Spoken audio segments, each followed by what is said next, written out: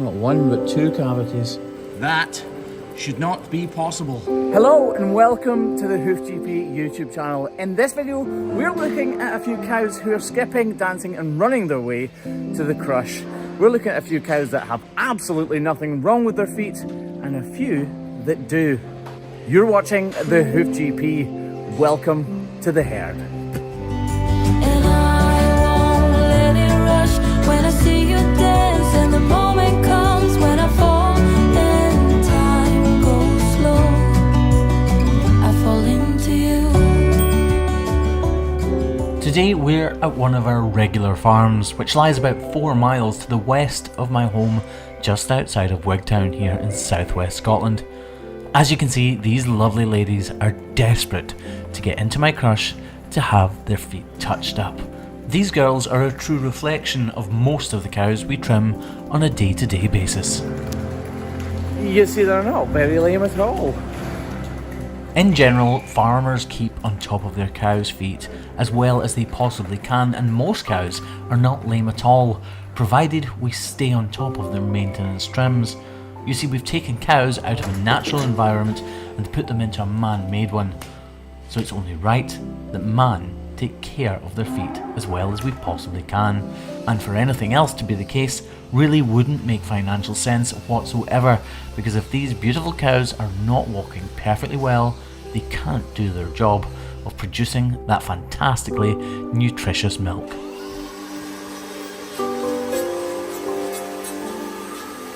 As a professional hoof trimmer, we aim to get these cows' feet trimmed as quickly as we possibly can, all the while making sure we do the best job that we possibly can, which is why you can hear grinders running in the background. You see, 3 of us work on any one cow at any one time to make sure that we're done in as timely a fashion as possible. And when cows' feet are as good as these ones are, it helps a massive amount. We're only making very small adjustments to the vast majority of cows that we see, giving them a quick balance and modelling out the typical area where we find problems. This area that I'm working on right now.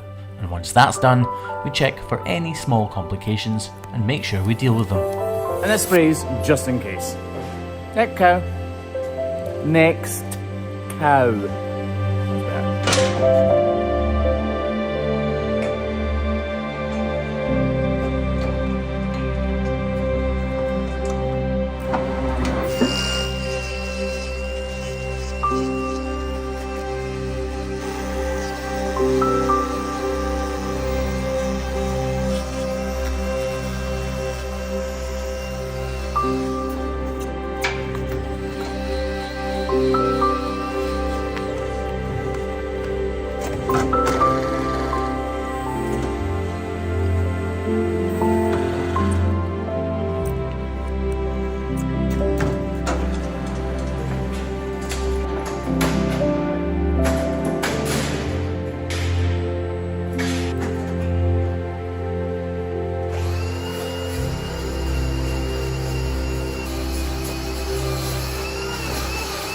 Sometimes their feet can be very, very well looked after like they are on this farm. Even this cow's feet are fantastic, but things still go wrong.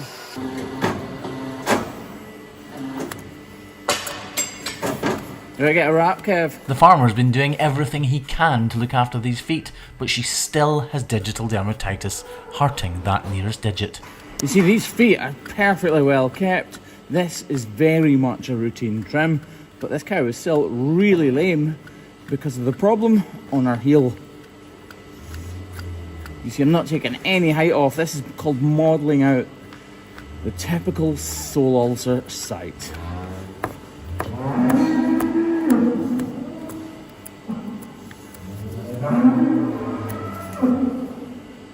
Look how beautiful that is. Literally perfection. But this is causing her a great deal of pain.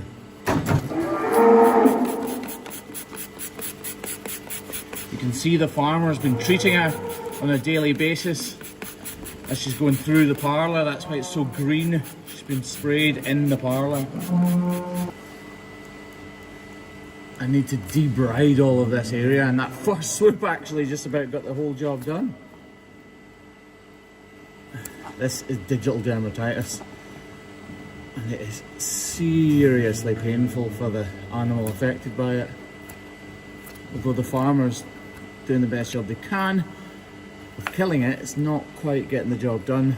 So Kev is going to wrap it for us.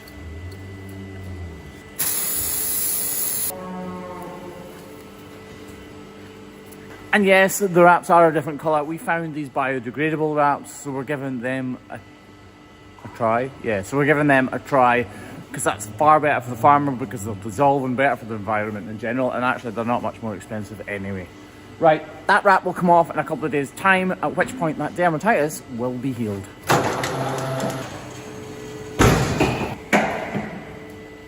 And again, I've said this before, sometimes cow's feet can look fantastic, like the last one with the dermatitis. And this one is no different. Very well kept, but very, very sore. That should not be possible. Yet again, this cow's feet are very well kept indeed. In fact, she was only trimmed around 3 months ago, but she's had an accident, just like you or I have in the past. This cow has slipped and banged her foot. It's caused inflammation within the hoof capsule itself, and that inflammation has only 2 ways out. It's either going to burst out the bottom or burst out the top, like it has here.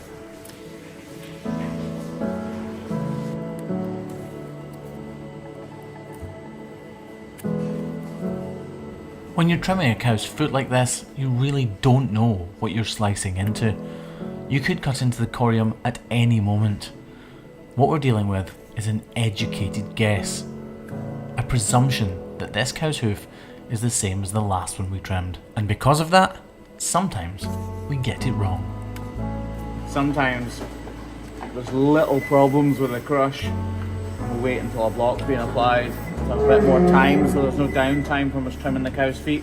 That's exactly what Kevin's doing right now, replacing the rope on the front foot.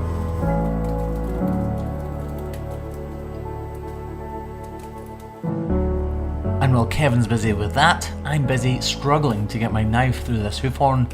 The conditions on this farm are drier than most here in southwest Scotland, and that leads to extremely hard hoof horn. It just keeps going and going and going. Didn't think this was going to be quite as big a problem, to be totally honest. Have to strip away that sole separation by getting the blade of my knife in behind it and not cutting into this. Look, if I touch this, look how soft that is. It's paper thin, and that's the only thing separating my finger from the corium below.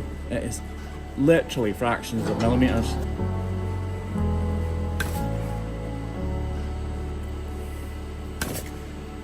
You can see the amount of force I'm having to try to exert through this hoof horn to cut it away, but still be fractions of millimeters perfect and not graze or corium, which I'm saying right now like I haven't done, and I haven't obviously right now, but could happen if she flinches or anything like that, or I go too deep by trying to put too much power through it, then cause.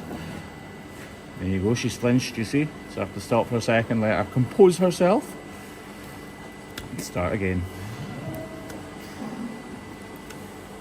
Right out the corner of my eye, I can see Craig is eager and waiting for me to prepare that foot for a block, so I better get on to that. Ignoring Craig's facial expressions for a second, one of the best things about working with Craig and Kevboy is the fact that they're always on the ball, looking out for whatever they can do to help. I never even needed to ask for the block there, and Craig was already on the job.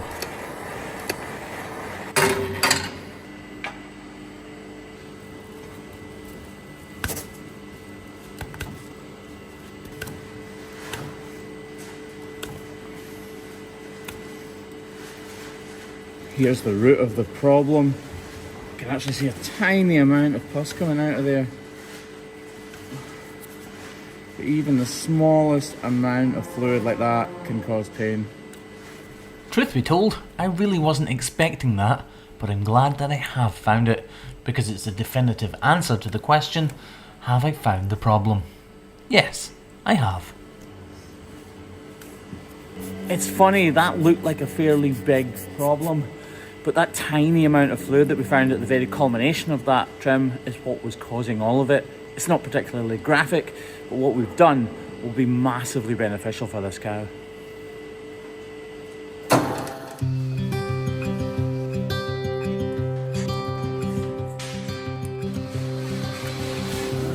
And now you know why Craig's here. You all wondered for so long why Craig's here. He's here for the coffee, aren't you, Craig? Yeah, that's all I'm good for.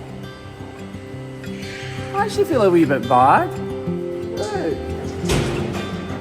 I don't really. Look how cool these cups are. That is cool, isn't it? You can get these cups at thehoofgp.com, obviously. At what point in the... You can get these cups at Costa Coffee.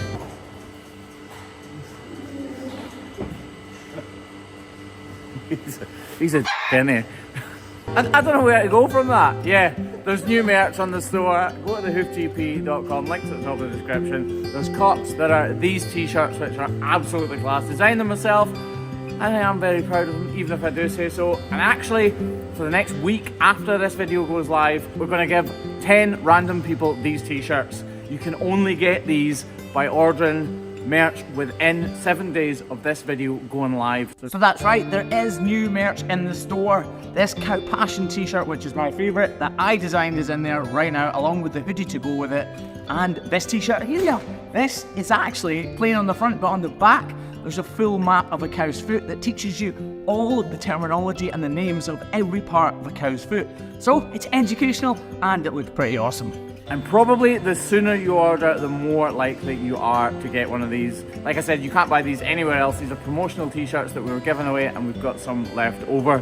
So this is the only place you will be able to get them. Right, I'm going to drink this and continue my day. No, I haven't tried it. Tried it? No, I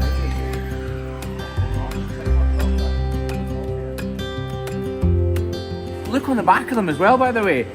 I'm part of the herd. That's quite a nice little touch, isn't it? And then just like that, you've got a problem with a front foot and a very noisy cow. Notice that's before I've even touched her, by the way. See that, as soon as I start talking about it, she stops. I would love a pet cow, genuinely. Look how friendly they are. She's salivating, by the way, because she's stressed out. Cows don't like being in crushes. Would you like being in a crush? So they get stressed out, and when cows get stressed out, they salivate a lot.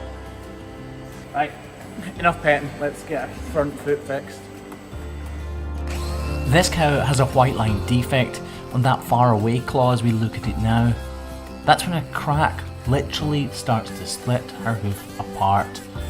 You see, cow's feet are made of two components, the wall horn, which is the outer shell if you like, and the sole, which is what you can see me grinding away at right now. The junction where they meet is called the white line, and it's really prone to problems like this, which unfortunately take a lot of fixing. Come on, Kevin! Small wooden. Yes. While he's doing that, look how beautifully kept her back feet are. These cows really are well looked after. The cows that we see in general are well looked after. It's just you guys see the problems that happen incidentally. Look at this. Perfect. Kevin trimmed her, and he literally did the perfect job. It's really important when you put a block like this on to leave a good amount of glue between the block and the cow's foot itself. You don't shove the life out of it like this, because then all of this would skirt out the side. And the strength in this glue lies in the glue itself, so you need plenty of it in there to make sure it doesn't just break away. That's one of the keys to ensuring good block retention. That nearly sounded professional.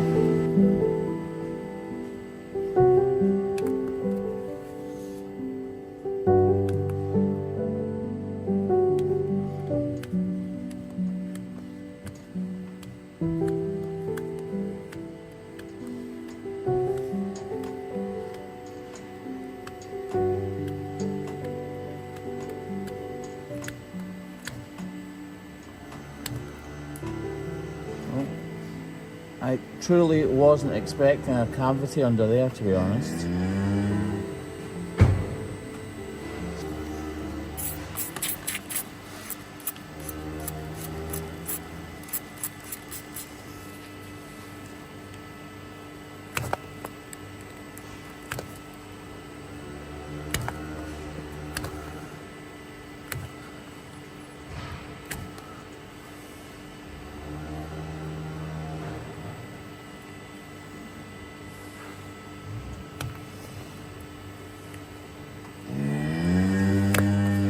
Oh wow. Not one but two cavities.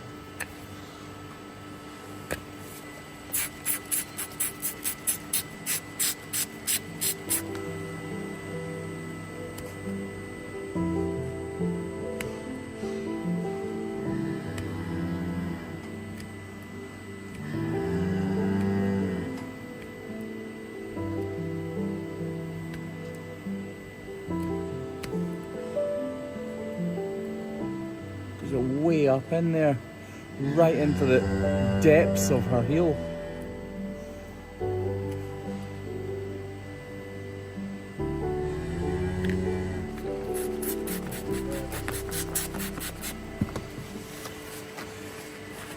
I've just gone slightly too deep here in the pursuit of getting rid of every little shred of hoof horn that's causing a problem.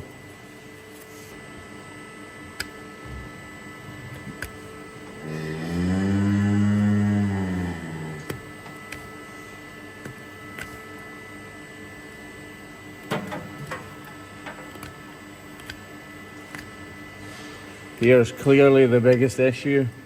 This cavity goes right into her foot and right up that white line, which is extremely hard to carve out. But carve out we must. Now that it's a little cleaner, I can get my grinder out and attack what is one of the most risky parts of this trim. One false move and I'll go too deep, hurt this cow and worsen the problem.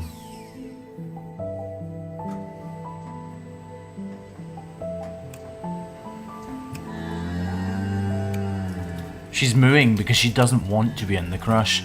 The level of infection and inflammation from that infection means just touching this foot is uncomfortable for her.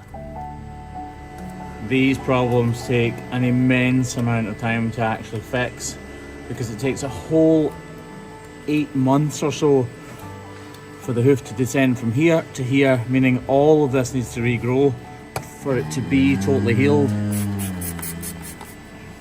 These tiny fragments of hoof horn are extremely difficult to remove, but remove them we must, because they can literally be the difference between this completely healing and not healing at all. If any fragments of hoof horn are left behind, it's a place for bacteria, dirt and debris to be left hidden away from sight, doing the worst to this cow's hoof. So despite the amount of time, patience and care that it takes to remove these tiny shards of hoof horn, we must persevere. Oh, we're getting there. This is actually trimming out really nicely. These are a real struggle to reach and make a good job of. So you can see this problem extends right up into the white line. These genuinely are incredibly hard to trim.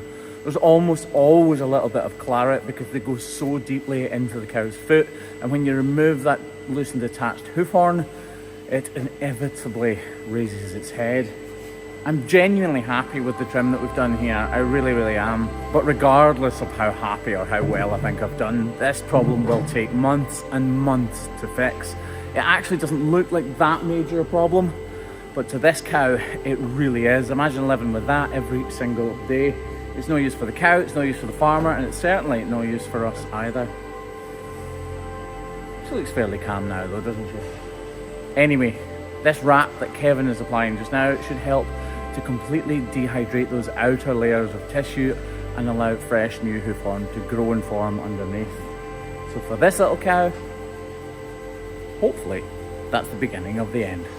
As she walks away here, you can obviously see that she is unsure whether or not to put weight on this front left foot, but as she takes more and more strides, she will become more and more confident and understand that that block is now taking the brunt of the force and that the pain is starting to subside. Folks, you've been watching the Hoof GP. Remember, if you want a cup or merch or anything like that, go to thehoofgp.com. If you want some Costa cups, go to Costa. And if you want to see more videos like this, subscribe to this channel.